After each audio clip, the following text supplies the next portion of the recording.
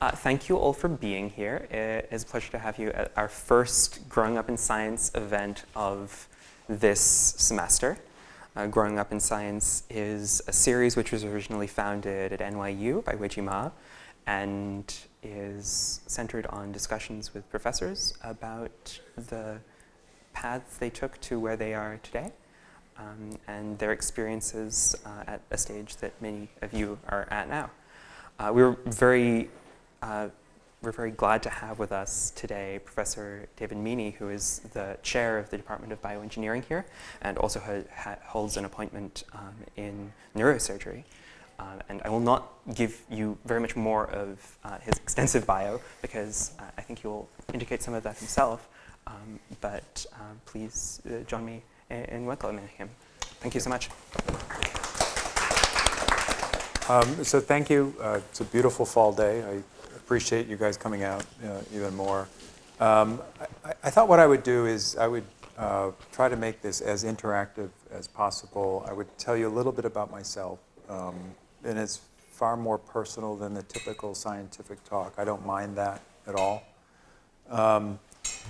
And as David was saying, giving you an idea of at different points in my life, what are the obstacles that I faced, and whether I knew it or not at the time, how it influenced the way I think about challenges today or even in the future.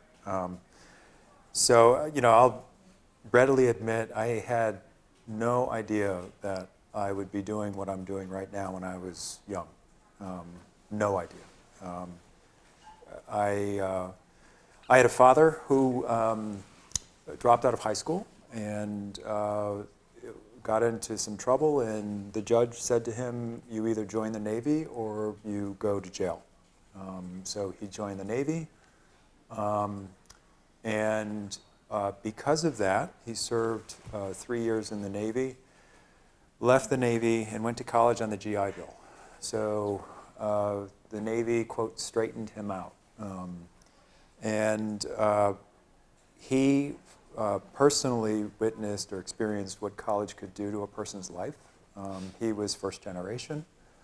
And because of the profound impact that college had on his life, he made a promise to himself that he was ever married and had kids himself, he would send every one of them to college. So my mom was raised in northern part of Maine that is, within spitting distance of the border, so she spoke French for the first 18 years of her life, even though she was part of the United States. And then she relocated to Niagara Falls and had to learn English. Even to this day, my mom has a difficulty spelling things correctly. I have a very, I think it's very endearing cookbook that she made for each of the kids. She typed up all of the recipes that she made for us as kids. There's spelling mistakes everywhere, but that's my mom. So, my parents, they met, they married, they had 7 kids. Okay, so my dad's challenge was, I'm the primary breadwinner, mom raised us. How do I get 7 kids to college? And he, did that. What I did, I was 3rd out of the 7. So if you track anything about the psychology of the order of children in large families, I'm the peacemaker. I also am the instigator. I think that gave me good training to be department chair. And so a big Irish family, Irish Catholic family. The age range was 12 years from oldest to youngest. So we grew up in a house that was 1,400 square feet, so we knew each other quite well. But I wouldn't trade it for anything.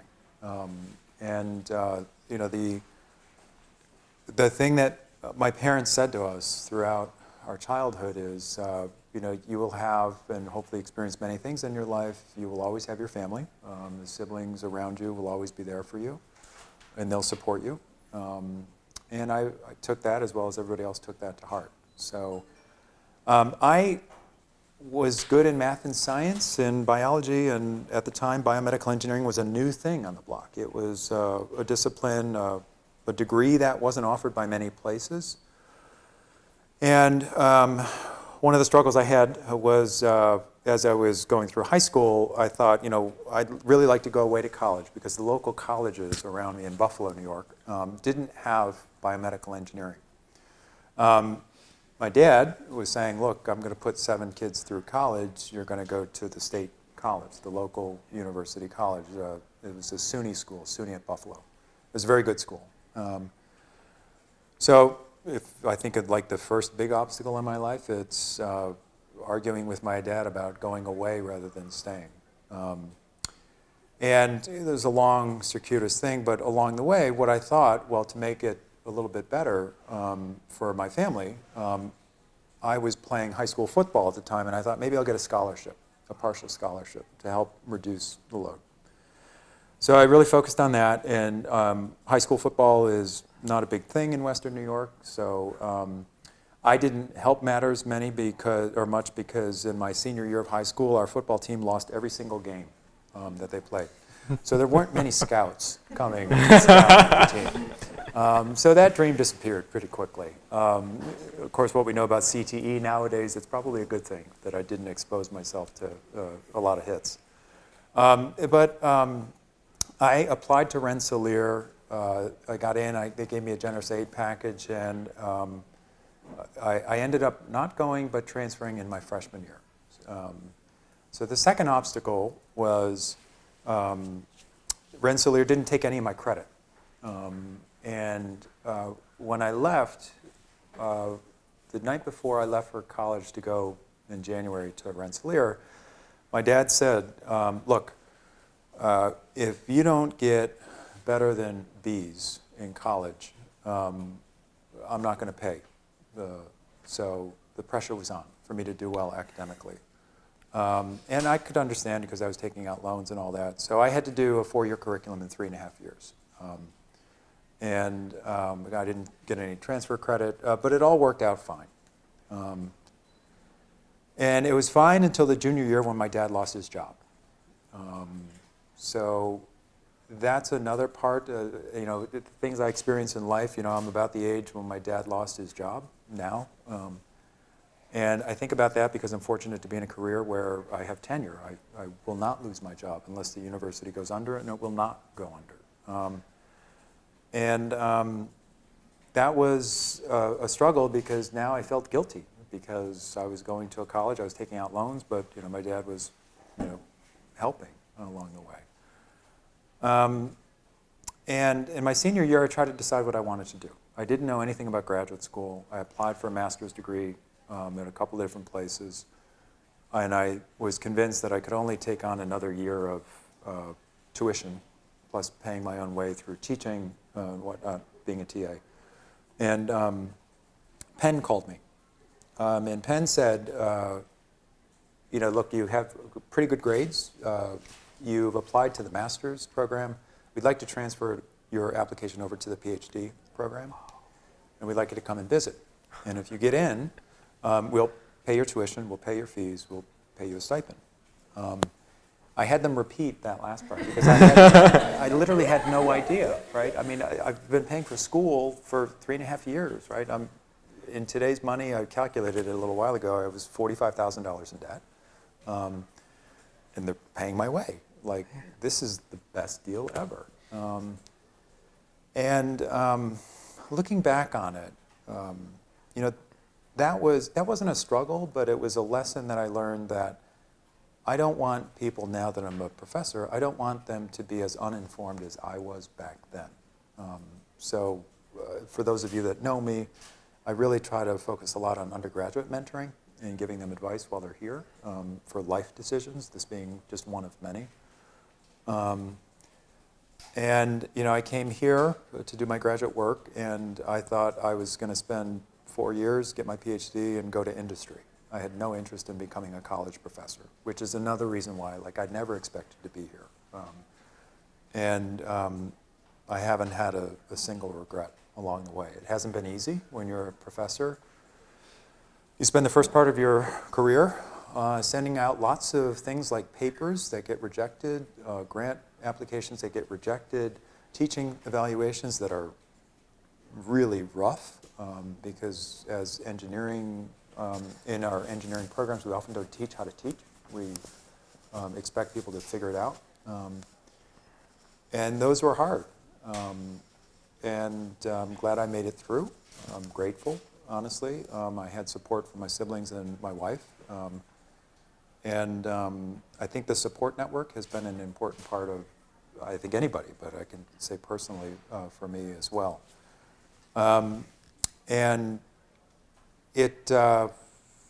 there have been struggles, but I think, I've learned, and it's a very common phrase, that if you love what you do, it's really not work. It's something else, and that's, I think, what I've realized over the years. So if I had, any perspective that was born from this, I think a lot of it has to do with just being persistent, but not shying away from, after having experienced failure many, many times in different ways. There's a persistence that helps you through that.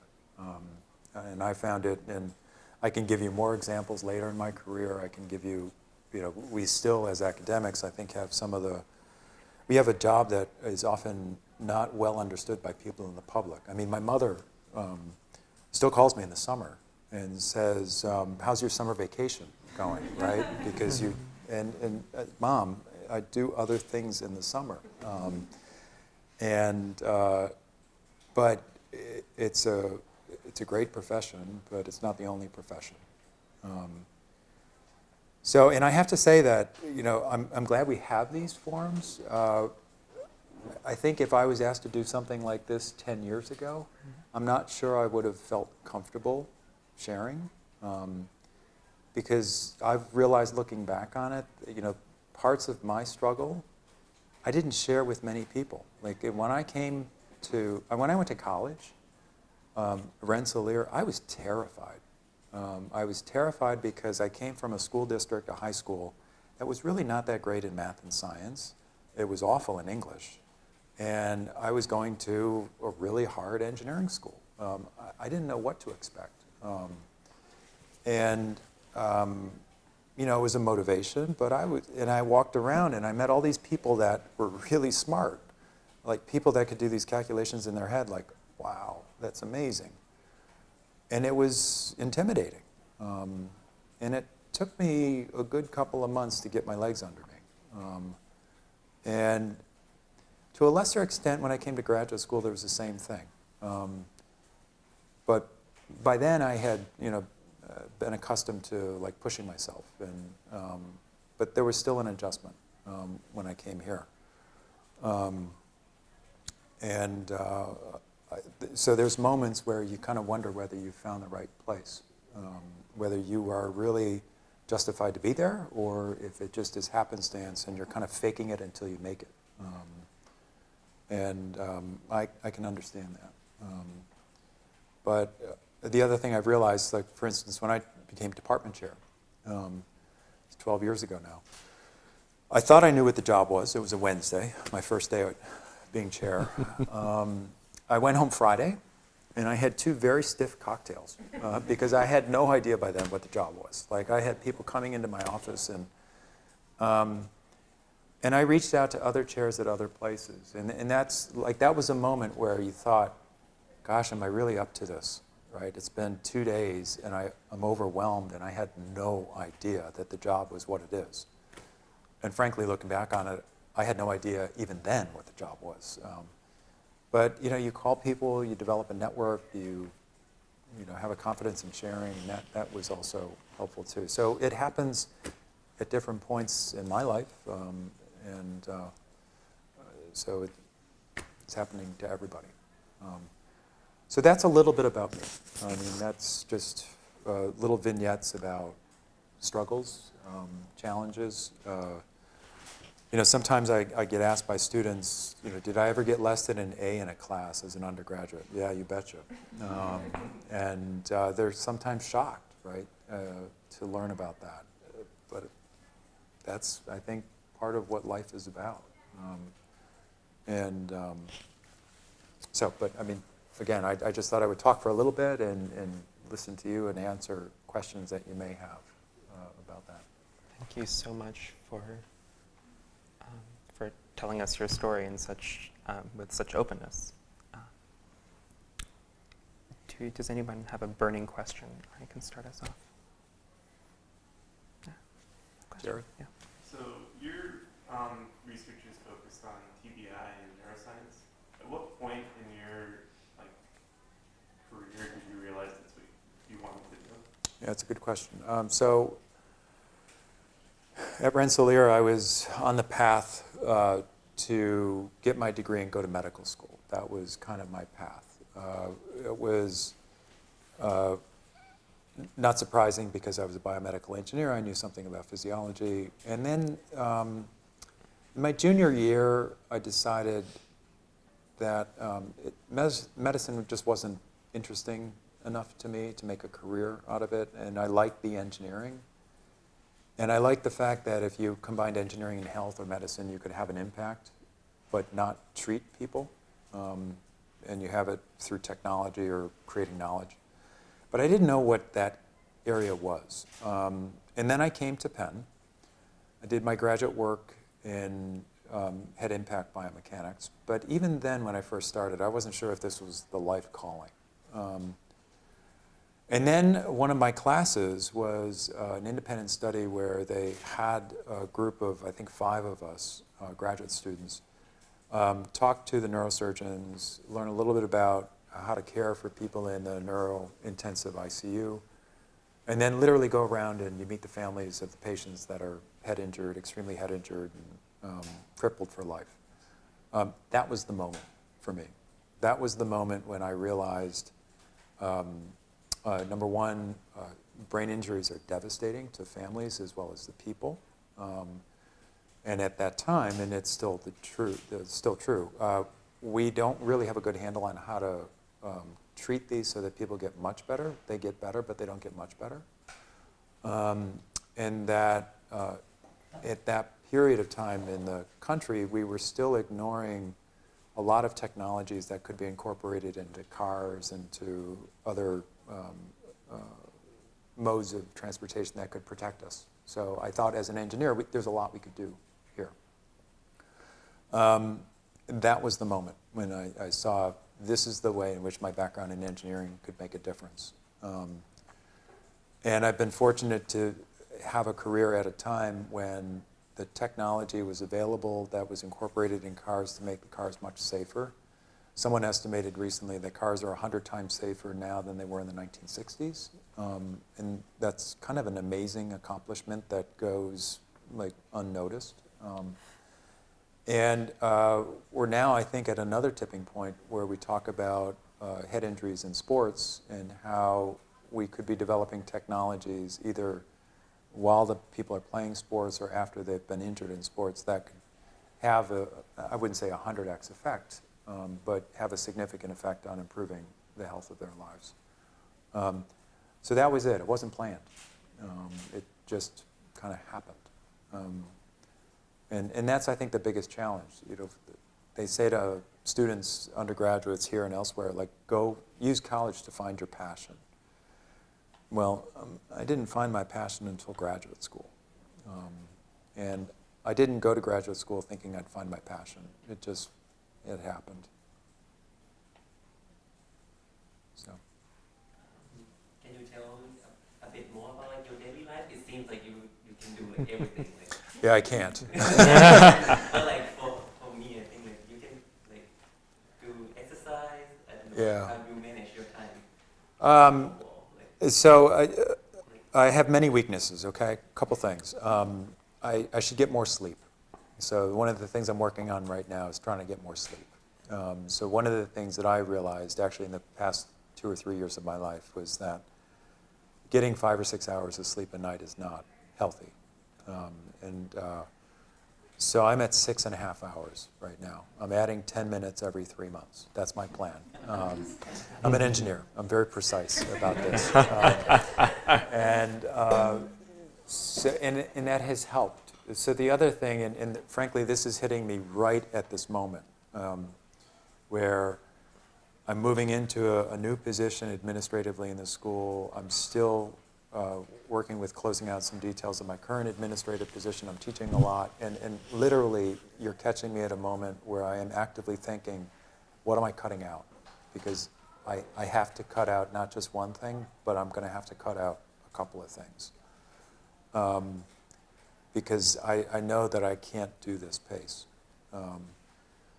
I've also realized that I think it's good for everyone to have some period in their day where you can call it a mindfulness episode, or you can just, for me, it's when I get up in the morning and I'm having my coffee and I'm just kind of flipping through the paper on my iPad and I'm just getting caught up on the real world and what's going on.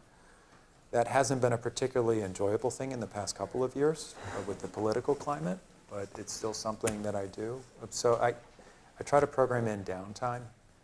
And the other thing I've realized is, again, it's just my thing. Like, when I grew up, we had dinner as a family. It was mom and to whatever extent dad could make it, but it was all of us around a table. And that was important when we were raising our daughter, that we had dinner as a family.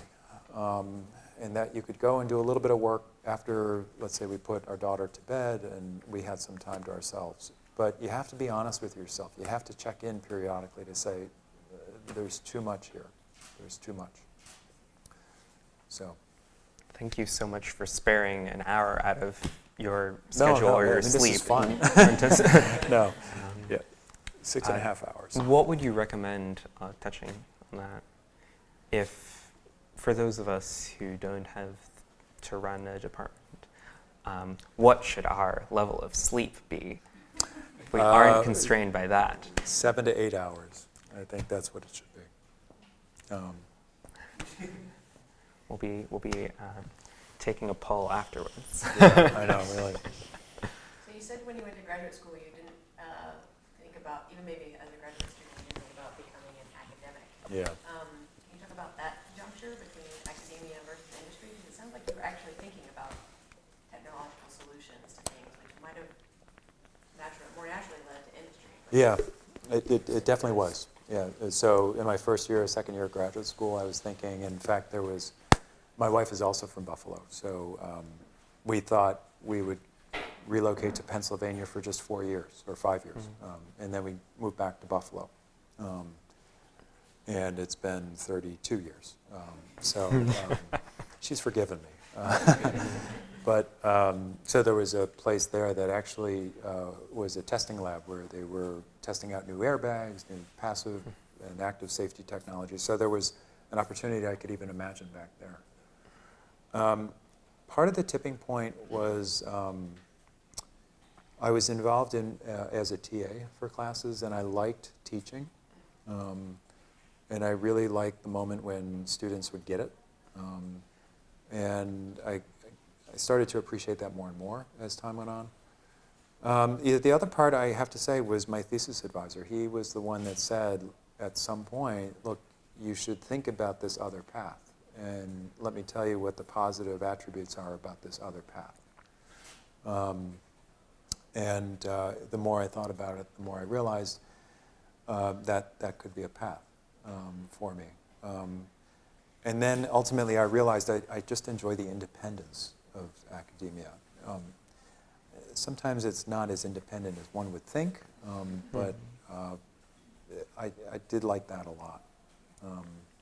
And frankly, again, I've also thought over the years, maybe what happened to my dad when I was in college, if I could become a tenured faculty member somewhere and I could never lose my job, I wonder if that has also been part of what's going on in my subconscious. I don't know. I've been pretty happy where I am, so yeah. We're making that transition from your postdoc to academia to becoming a tenure track faculty. At the time that you were applying, how difficult or easy was the application process, and has that situation maybe changed over the years? Yeah, it was in my field at the time I was looking. It was prior to the big expansion in my field. So my field expanded considerably in the mid to late 90s. And there were lots of new departments, lots of faculty hiring, and so I came along in the early 90s. And it was a point where there was a series of established departments, and I remember I sent my application to Northwestern, rejected Tulane, rejected Marquette, because there was a lab that did things similar to what I did as a graduate student. It resulted in something. Duke was a place that I almost went to instead of staying here. Hopkins, rejection. Berkeley, rejection. So it was, and you know, that day, it was not email. It was, you print out your resume, you focus on the acid-free paper and everything, and make it beautiful, you send it away, and a month or two later, you get this letter back. And just like you do with college applications, you get this anxiety as you open the letter, and what does it say? And is it a thick letter? Is it a thin letter? I mean, it's all that stuff, right? I'm remembering this as I'm talking about it. So it was not an easy market. But I also have to say, I was so unaware of what goes into hiring a faculty member. I've been doing a lot of that as a department chair. And I'm aware, maybe unconsciously or subconsciously, of like what I wasn't aware of and how many people apply. Like we post a position, we'll get 300 applications, and we're going to hire one person. It's a little misleading because a lot of the applications in a first cut, it goes from 300 to about 50 without, you know. But then once it gets down to a list of 5, how do we make a decision? How do we say this is the one versus, and you know, at that level, it really becomes a fit issue. It's not a question of quality. It's not a question of accomplishment. It really gets into things that, to a candidate, are harder to understand because, you know, to them, it still is personal, right? If you decide not to move forward with their application and you hire somebody else, they do wonder, you know, what was it about it? And those are conversations I've had with candidates. They're not easy conversations because you can just hear the disappointment, but you know, certainly I'm happy with my experience to talk to any of you if you're, you know, getting down that path, what tips I would suggest for you. The research mentors that you have, the members of your thesis committee, all of these people can be helpful advocates for you. Your postdoc mentor, this is the network that you rely on. It can help you quite a bit in that regard.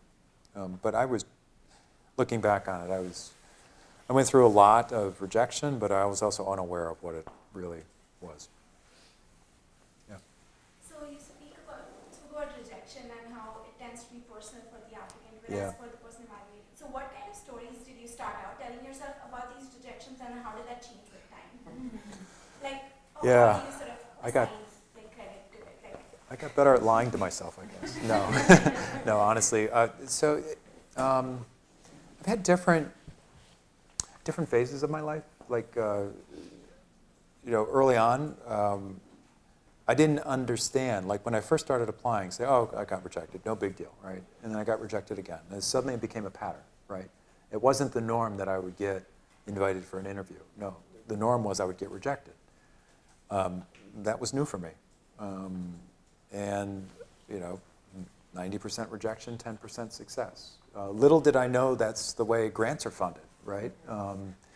And had I known, maybe I would have changed back then, but I don't. So what I realized, I guess a couple things. One is, when it comes to applying for professional opportunities, regardless of whether it's in academia, whether it's in industry, you can do the best you can to position yourself for that opportunity. But at the end of the day, they likely have an idea of the kind of person, the background of the person, that what are they thinking about when they're hiring?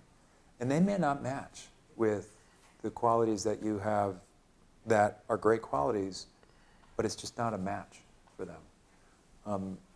And that happens a lot. It happens quite a bit, actually. You know, it's not a situation where it's not me, it's you. No, it's neither me nor you. It's just the way it ends up. But it took me a while to get to that place. And only now do I have a better awareness of what that is. But yeah, getting rejected and getting multiple rejections, making that the norm, that sucks. It wasn't easy. So I don't have a magical formula for you, but I can say that, at least in my life, I have developed a different perspective as I've become more experienced myself, in particular hiring decisions. What are some of the reasons why I didn't fit in some of the opportunities early in my career? And it wasn't me. Yeah. With the perspective that you have now, do you think that there's anything that ought to change about the sort of the process of getting yourself established in academia and everything? And clearly there's a lot of stress involved, but like, is it all worth it in the end? Or? It absolutely is worth it in the end. Absolutely. It really is. So my dad passed 5 years ago, and this is one of the moments, I think, when your parents pass. It leads to a period of reflection in anyone's life. My mom's still alive, so I haven't reached that next milestone where you no longer have your parents and you now are the adult. So, my dad was the one, as I mentioned before, that thought college changed his life. He has to provide that for his kids. And maybe, in my reflection, maybe this was part of why I thought being a professor at a college would be such a cool thing. Because if college could have such a transforming effect on a person, consider all the people, right? And I've enjoyed lots of interactions with students over the years. It's one of the things that I will always enjoy for as long as I'm an academic. It's a great thing. It's a great job. It's not a job for everybody, but I love it. And because of that, I think, the time that we put in is almost secondary. So what would I change about it? I think in the sciences and engineering, I think the constant push to develop your research program, support your research program, get that next big idea funded. If I had to wave a magic wand, I'd like to make that process easier for people. I would love to have it so that a professor could have the time and was consciously aware that they had the time to be a professor to students and not just to be subservient to their research programs. It can be an all-encompassing thing. That's going to require a really hard conversation at the federal level about how we support science and engineering.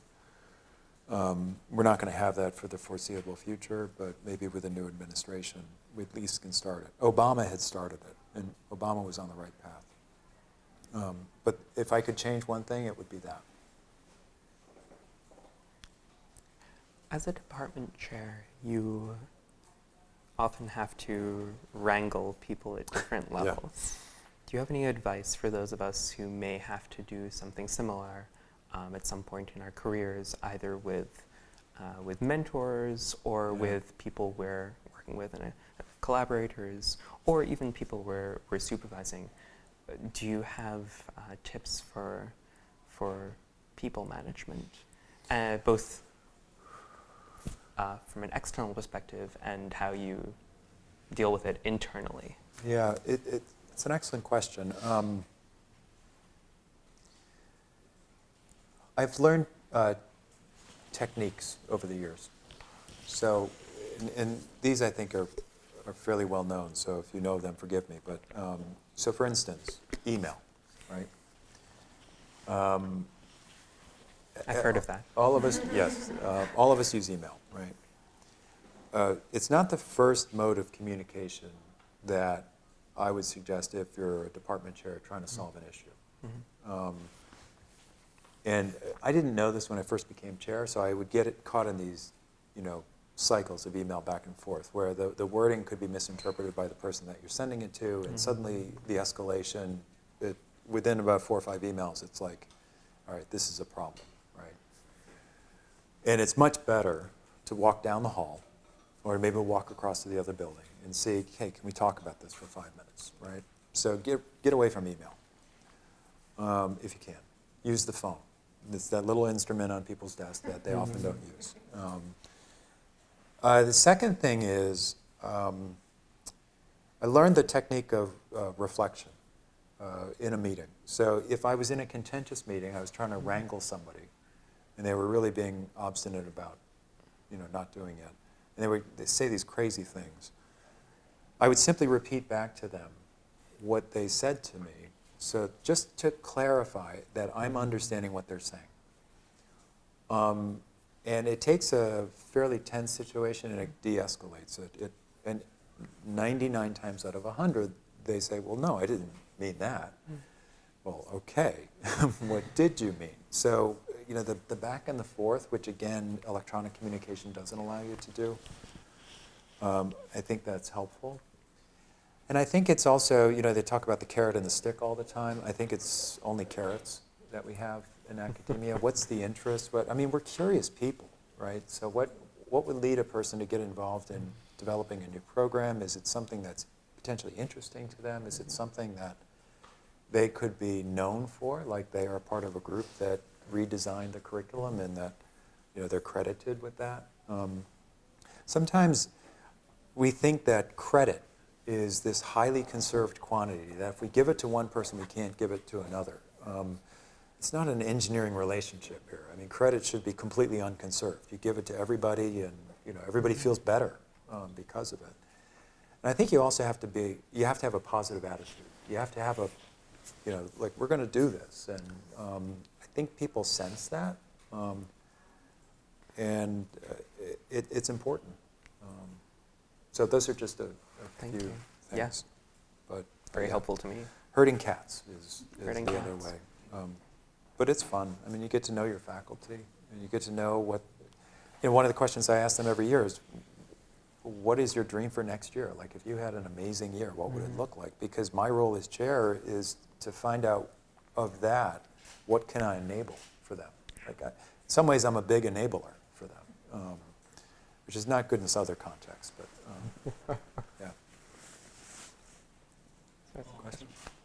You said that, as an engineer, you need to constantly come up with newer ideas, get funding for that. So what's your idea process like? You would have learned it throughout the years, right?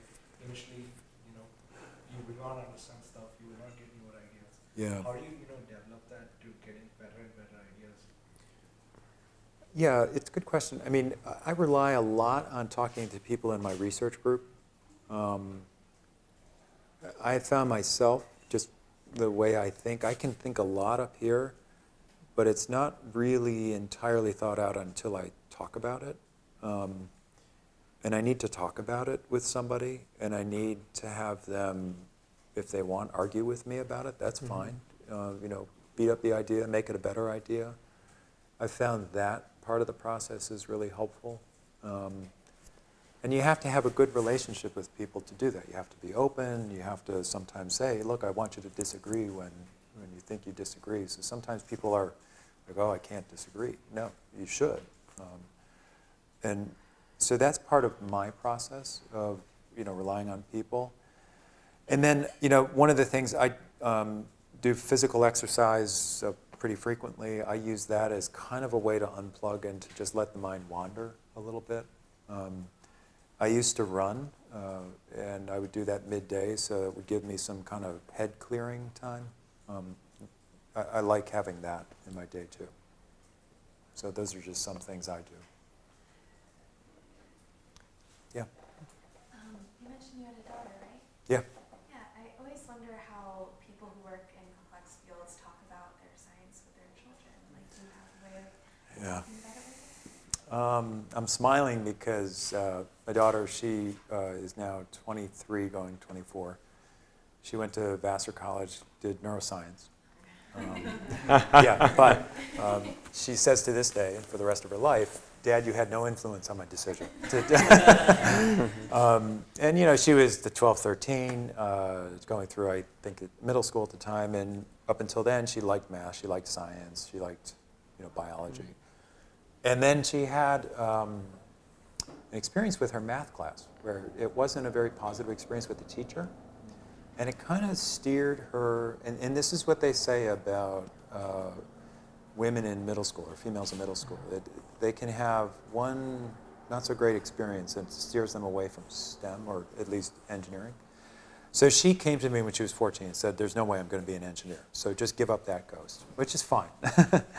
But we talk science in part because of her background. So she's working up at Columbia now in a neuroscience lab up there. I don't think she'll go and do a graduate degree in it. She'll probably do something else. So we talk science. She follows my Twitter page and gives me feedback on that. So talking science with her when she was growing up, it's always a little bit of, at least for me, it was at what level? Like if she's 8 and I'm talking to her about what I do, how do I explain it to her? Because I know her in so many different ways. And if she's 12 and I'm thinking maybe she should be thinking about something in science, or how do I talk to her in a way that might be interesting to her, right?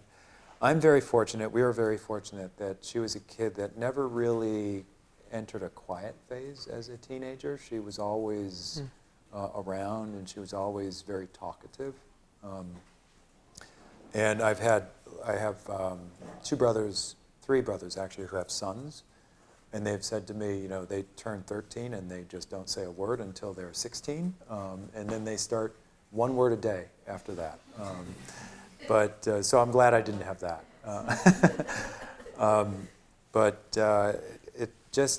So to answer your question, there was periods when she was coming along, being a parent and being an engineer/scientist, that I thought about how to talk to her. I brought her in to work with me, for instance, periodically. She would get a kick out of going and checking on the mice in the colony, in the vivarium. She thought they were so cute and all that.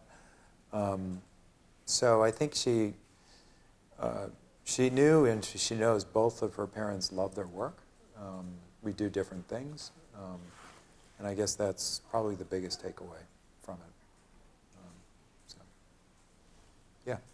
What's been your main motivation, starting out when you started at school, and how's it evolved over time? Yeah.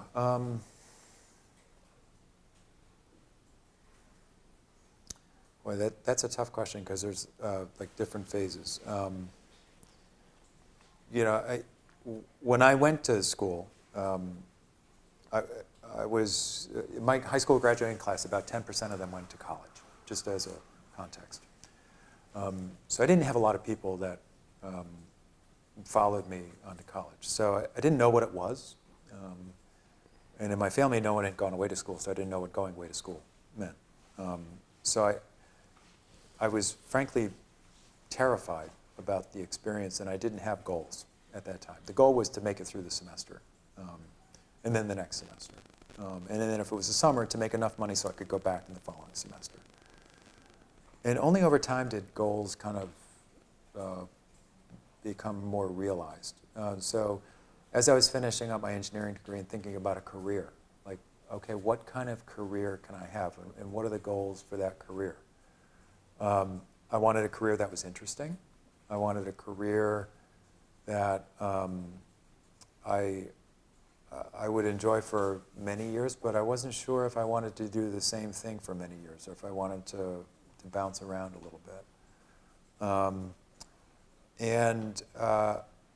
I think once I started on the academic path, the goals became much more focused because we have these career milestones that you get your PhD, then you do your postdoc, then you get your faculty position, you get tenure, you .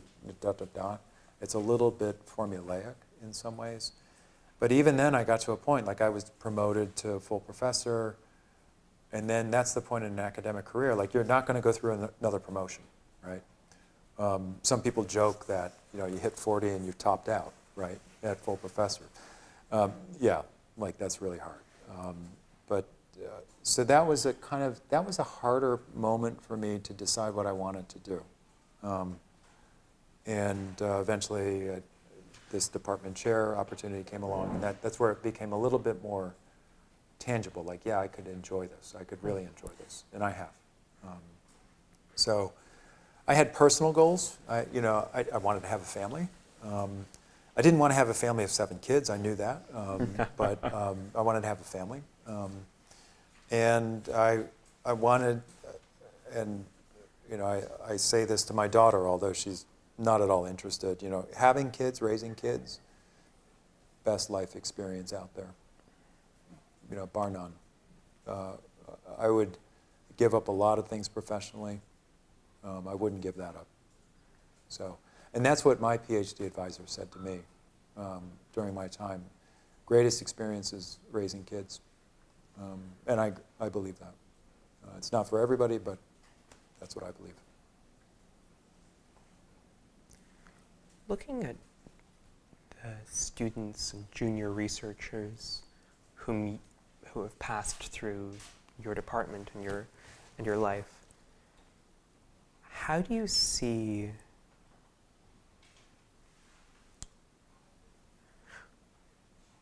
what do you think has led to the most failure?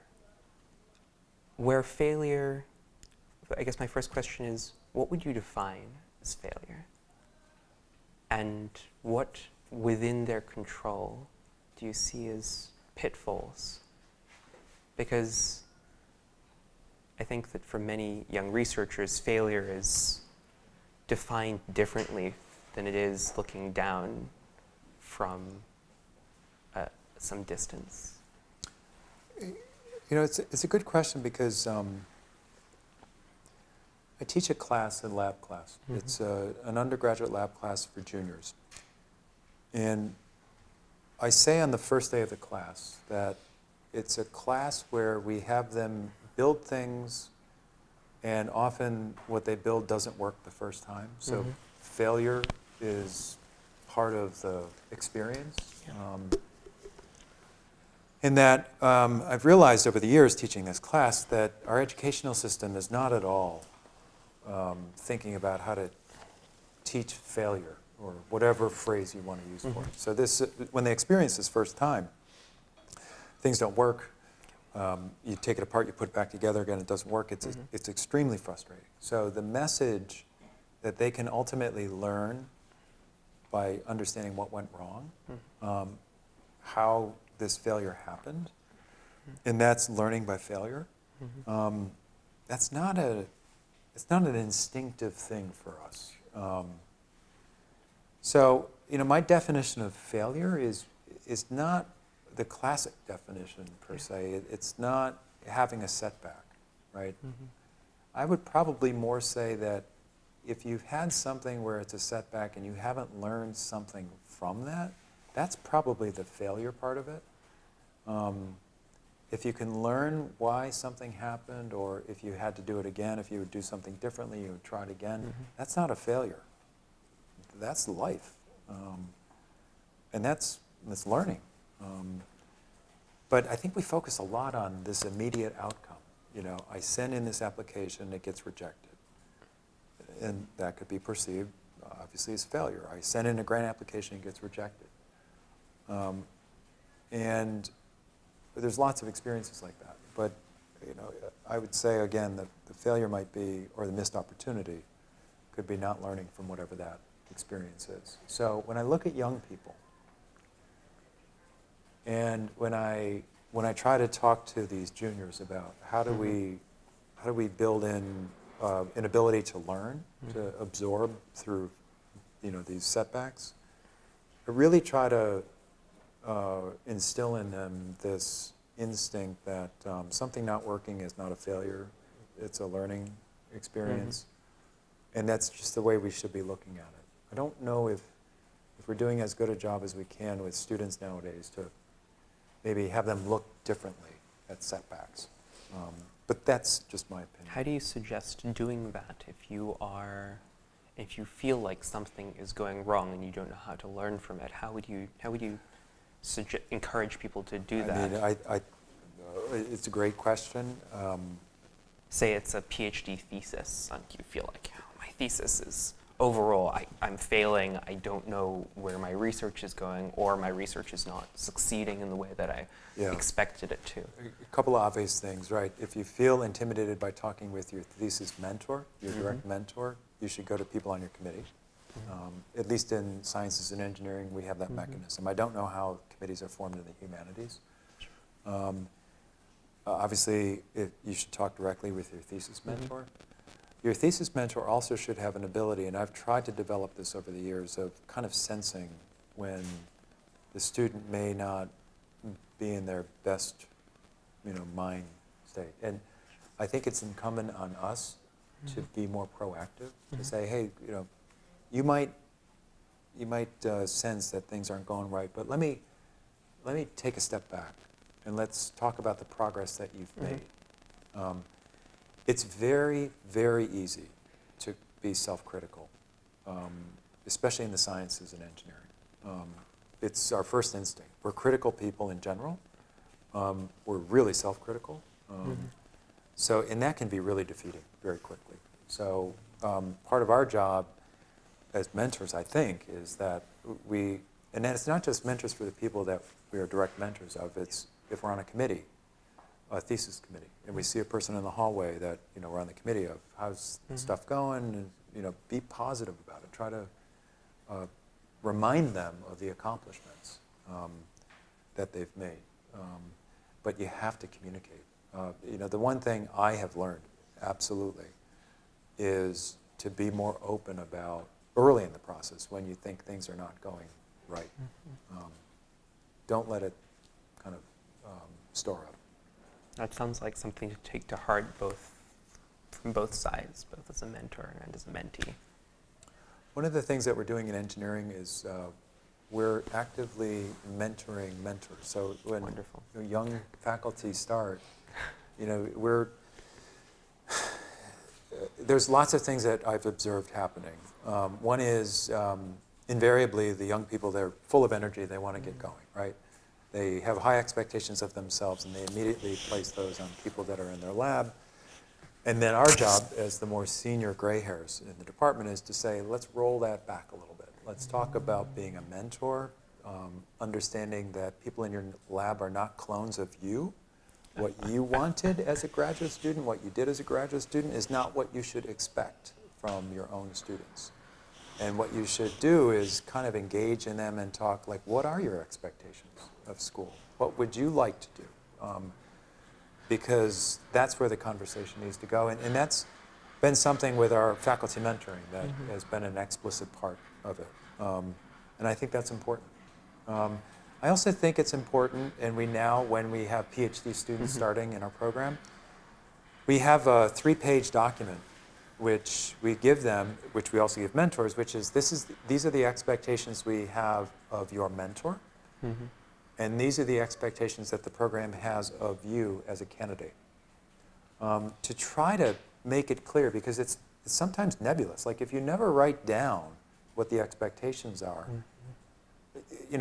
invariably that's going to lead to tension, right? Because if you have 50 people, they're going to have 50 different set of expectations. So that's part of also communicating to make it clear. And then just being aware, and I think this is an emerging theme, at least in our program, important topics like self-care, wellness, well-being, these are all things that we need to be much more proactive about in graduate student population, not just here, but I think it's everywhere. Because that's a point in your life where the curriculum becomes secondary. The classes that you take are secondary. It's more what you learn on your independent research, and that's a different thing than what we're used to. And that can be difficult to manage. I think we have time for one last question. Yeah. So you're talking about, like the mentor jumping in and like taking the responsibility for their mentee. But there's this sort of balance when you're mentoring researchers where you want them to also become independent. Yeah. And then there's also this balance between encouragement and criticism, because at the end of the day, I really like getting my work critiqued. Yeah. In the sense of like from a scientific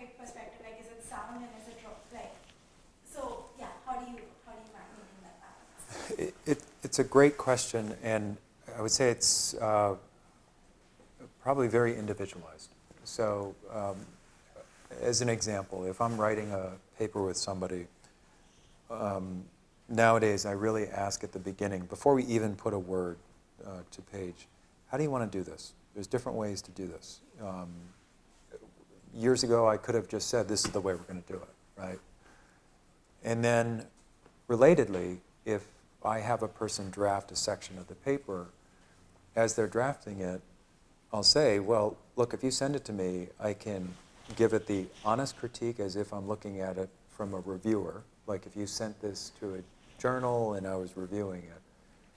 Or I could give you a critique of this being the first draft, where you want me to identify, parts that don't make sense, or tell me what you want me to do. So to try to establish some level of common expectation.